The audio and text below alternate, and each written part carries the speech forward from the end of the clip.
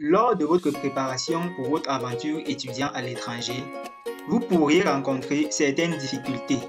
Par exemple, vous avez peut-être eu un refus de visa étudiant ou permis d'études dans le dit pays.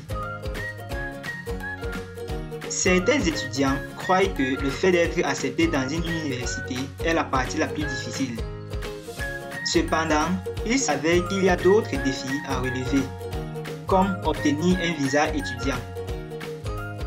Quelles sont donc les raisons possibles du refus d'un permis d'études? Comment pouvez-vous remédier au problème et présenter une nouvelle demande? Nous allons vous en parler dans cette vidéo. Si vous êtes nouveau sur la chaîne, n'hésitez pas à vous abonner et activer la cloche de notification pour ne rater aucune de nos prochaines vidéos. L'une des raisons principales de rejet est lorsque le document de voyage présenté est falsifié. Ce motif est assez simple à comprendre. Fournir un faux document de voyage constitue une infraction pénale et en plus du risque de se voir refuser le visa demandé, vous risquez d'être interdit du territoire pour une durée spécifique. Un autre motif de rejet est si vous présentez des preuves insuffisantes de moyens financiers. Vous n'avez pas fourni la preuve que vous disposez des ressources suffisantes pour couvrir les frais de toute nature durant le séjour dans le pays où vous souhaitez poursuivre vos études ou vous n'êtes pas en mesure d'acquérir légalement ces moyens. Le consulat ou l'ambassade ne prendra pas le risque de permettre l'entrée dans un pays pour une longue période à des personnes ne justifiant pas de capacité financière. Ce qui est logique dès lors qu'un tel projet nécessite une préparation à tout point de vue, y compris financière. La double intention dans certains cas peut contribuer au rejet de votre document. Le visa étudiant est un visa temporaire valable pour une durée limitée.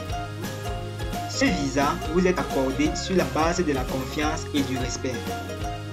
Pour s'en assurer, les agents vous demanderont si vous êtes déjà venu dans ce pays, si vous y avez des liens familiaux et quel est le but de votre voyage.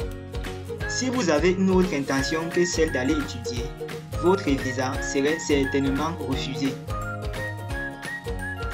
Une lettre d'admission douteuse pourrait également être une raison de rejet de votre visa. Avant de faire une demande de permis d'études dans un pays, vous devez d'abord recevoir une lettre d'admission ou d'acceptation de l'université dans laquelle vous souhaitez étudier. Si cette lettre semble douteuse, votre visa étudiant serait refusé. La lettre d'acceptation est un document qui justifie votre admission dans un établissement d'enseignement supérieur ou dans l'organisme de formation professionnelle pour y suivre un cycle d'études. De bons résultats scolaires sont la clé pour obtenir un permis d'études. Si vous souhaitez étudier dans une université anglaise par exemple, votre acceptation dépend également de votre niveau d'anglais prouvé par votre score à l'examen du IELTS ou du TOEFL. Les responsables des visas étudieront également la corrélation entre vos cours et vos résultats scolaires. Si vos résultats académiques sont faibles, votre demande serait très probablement refusée.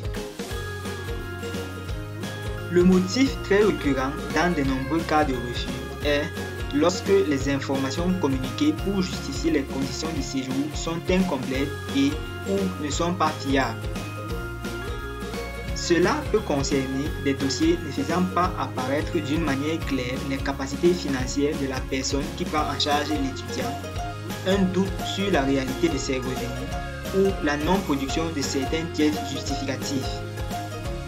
En tout état de cause, il convient de produire toutes les pièces demandées et s'il y a lieu d'en ajouter d'autres pièces utiles concernant les conditions d'hébergement et des ressources.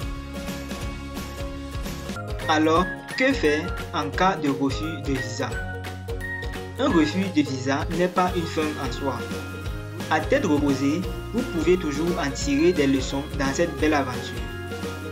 Le motif du refus peut vous servir comme leçon pour la préparation de votre dossier l'année prochaine par exemple.